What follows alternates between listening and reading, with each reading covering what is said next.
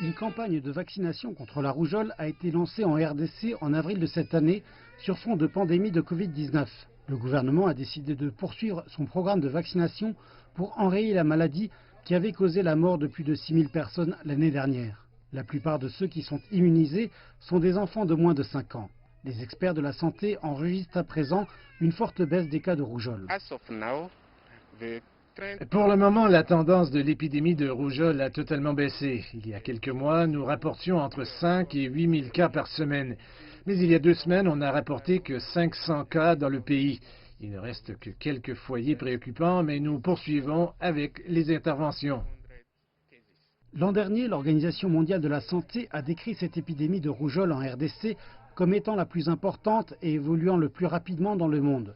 L'annonce de la pandémie de Covid-19 en mars a amené les experts de la santé à penser que la situation pourrait s'aggraver. La pandémie a gêné la livraison des vaccins et a maintenu certains parents à l'écart des centres de soins de peur que leur enfant puisse être infecté. Pour le moment, nos services sont là.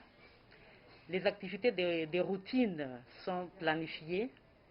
Mais est-il que la population ou la communauté évite d'utiliser nos services, et ce qui fait que